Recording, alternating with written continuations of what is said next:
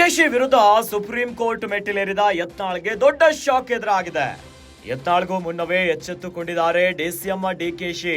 ಯತ್ನಾಳ್ಗೂ ಮುನ್ನವೇ ಸುಪ್ರೀಂ ಕೋರ್ಟ್ಗೆ ಕೆವಿಯಟ್ಟನ್ನ ಸಲ್ಲಿಸಿದ್ದಾರೆ ಡಿಕೆ ಶಿವಕುಮಾರ್ ಪರ ವಕೀಲರು. ಇದರ ಜೊತೆಗೆ ಈಗ ಯತ್ನಾಳ್ಗೆ ಟೆನ್ಷನ್ ಅನ್ನ ತಂದಿಟ್ಟಿದ್ದಾರೆ ರಾಜ್ಯ ಸರ್ಕಾರ. ಯತ್ನಾಳ್ ಒಡೆತನದ ಸಕ್ಕರೆ ಕಾರ್ಖಾನೆ ತೆರೆಯಲು ಈಗ ವಿವಾದ ಶುರುವಾಗುಬಿಟ್ಟಿದೆ. ಕಾರ್ಖಾನೆ ತೆರೆಯಲು ಹೈಕೋರ್ಟ್ ಅವಕಾಶ ಹಿನ್ನೆಲೆ ಆದ್ರೂ ಕೂಡ ಕೋರ್ಟ್ ಅವಕಾಶ ನೀಡಿದ್ರು ಮೇಲ್ಮನವಿಯನ್ನ ಸಲ್ಲಿಸಲು ತೀರ್ಮಾನವನ್ನ ಮಾಡಿಕೊಂಡಿದ್ದಾರೆ.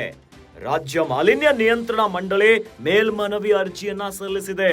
ಕಾರ್ಖಾನೆ ತೆರೆಯಲು ಅನುಮತಿ ನೀಡದಂತೆ ಮೇಲ್ಮನವಿಯ ಅರ್ಜಿಯನ್ನ ಸಲ್ಲಿಸಿದ್ದಾರೆ. ಸುಪ್ರೀಂ ಕೋರ್ಟ್ಗೆ ಅರ್ಜಿಯನ್ನ ಸಲ್ಲಿಸಿದ ಮಾಲಿನ್ಯ ನಿಯಂತ್ರಣ ಮಂಡಳಿ ಯತ್ನಾಳ್ ಒಡೆತನದ ಕಾರ್ಖಾನೆಯಿಂದ ನಿಯಮ ಉಲ್ಲಂಘನೆಯಾಗಿದೆ ಎನ್ನುವಂತ ವಿಚಾರ, ನಿಯಮಗಳನ್ನ ಉಲ್ಲಂಘಿಸಿದೆ ಎಂದು ಅರ್ಜಿಯಲ್ಲಿ ಉಲ್ಲೇಖ ಮಾಡಿದ್ದಾರೆ. ಹೀಗಾಗಿ ಯತ್ನಾಳ್ ವಿರುದ್ಧ ಮತ್ತೊಂದು ಕಾನೂನು ಸಮರ ಶುರುವಾಗುಬಿಟ್ಟಿದೆ.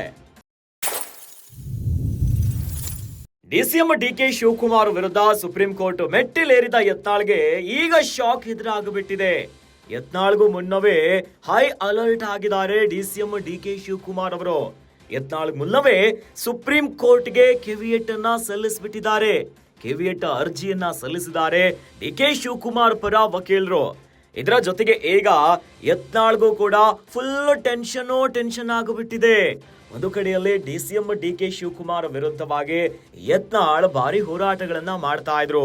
ಅಕ್ರಮ ಆಸ್ತಿ ಗಳಿಕೆ ವಿಚಾರ ಇರುವಂತದ್ದು, ಇನ್ನು ನಾನಾ ವಿಚಾರಗಳನ್ನ ಎತ್ತಿ ಹಿಡಿತಾ ಇದ್ರು. ಆದ್ರೆ ಡಿಸಿಎಂ ಡಿಕೆ ಶಿವಕುಮಾರ್ ಅವರು ಒಂದು ಹೆಜ್ಜೆ ಮುಂದೆ ಹೋಗಿಬಿಟ್ಟಿದ್ದಾರೆ.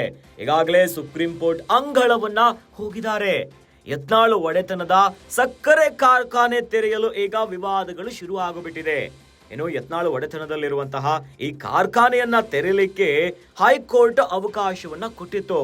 ಆದ್ರೆ ಕೋರ್ಟ್ ಅವಕಾಶ ನೀಡಿದ್ರೂ ಕೂಡ ಮೇಲ್ಮನವಿಯನ್ನ ಸಲ್ಲಿಸುವಂತ ಬ್ರಹ್ಮಾಸ್ತ್ರವನ್ನ ಮಾಡಿಕೊಂಡಿದ್ದಾರೆ. ರಾಜ್ಯ ಮಾಲಿನ್ಯ ನಿಯಂತ್ರಣ ಮಂಡಳಿಯ ಮೂಲಕವಾಗಿ ಮೇಲ್ಮನವಿಯ ಅರ್ಜಿಯನ್ನ ಸಲ್ಲಿಸಿದ್ದಾರೆ.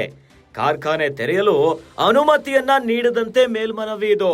ಸುಪ್ರೀಂ ಕೋರ್ಟ್ಗೆ ಅರ್ಜಿಯನ್ನ ಸಲ್ಲಿಸಿದ್ದಾರೆ ಮಾಲಿನ್ಯ ನಿಯಂತ್ರಣ ಮಂಡಳಿ. ಯತ್ನಾಳ್ ಒಡೆತನದ ಕಾರ್ಖಾನೆಯಿಂದ ನಿಯಮ ಉಲ್ಲಂಘನೆಯಾಗಿದೆ ಅಂತ ಅರ್ಜಿಯಲ್ಲಿ ಉಲ್ಲೇಖ ಮಾಡಿದ್ದಾರೆ. ಹೀಗಾಗಿ ಯತ್ನಾಳ್ ವಿರುದ್ಧ ಮತ್ತೊಂದು ಕಾನೂನು ಸಮರ ಈಗ ಶುರುವಾಗುಬಿಟ್ಟಿದೆ.